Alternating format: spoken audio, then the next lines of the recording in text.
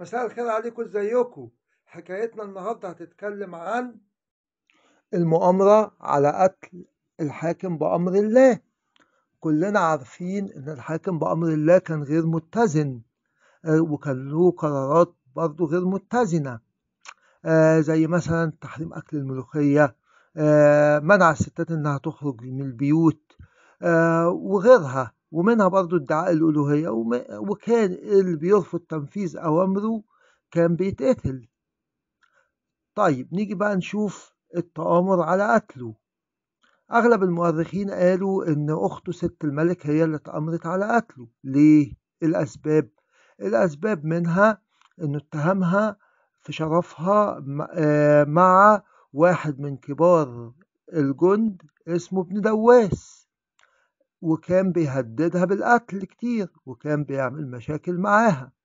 والسبب الأكبر إنه عين ابن عمه عبد الرحيم ابن إلياس ولي العهد، وسك العملة باسمه، واداله تفويض بإدارة بعض شؤون الدولة. طب إيه المشكلة في كده؟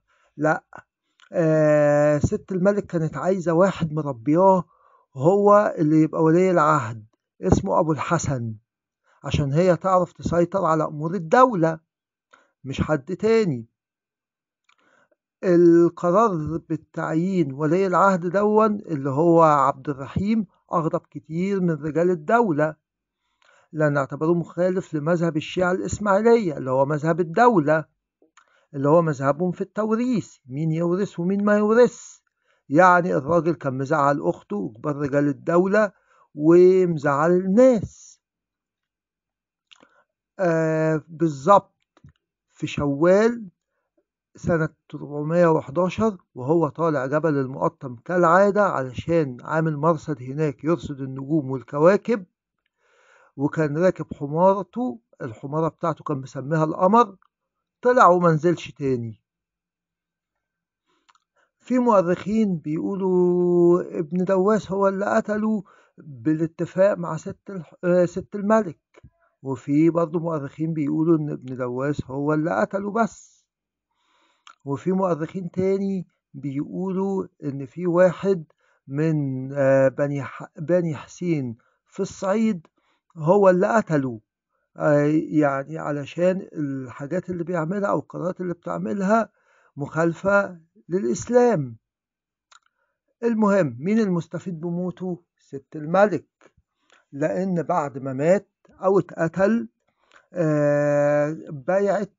بايعت ابنه، ابن الحاكم بأمر الله، اللي هو ما تمش ال17 سنة السن الحكم، فهي بقت هي ايه، مسيطرة على كل القرارات.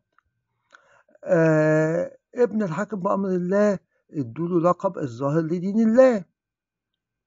المهم هي اللي أدارت الدولة في الفترة دي، ولغت كل القرارات اللي عملها الحاكم بأمر الله، وطردت اللي هم أتباع الحاكم واللي كانوا بيرددوا خرافاته. ونجحت كمان إنها تتغلب على الأمير عزيز الدولة ولي حلب، اللي كان شق عصا الطاعة وأعلن الاستقلال عن الخلافة في مصر. ومش بس كده، دي كانت بتراسل الدول والملوك والسفرة، يعني هي اللي كانت المتحكم الحقيقي في الدولة.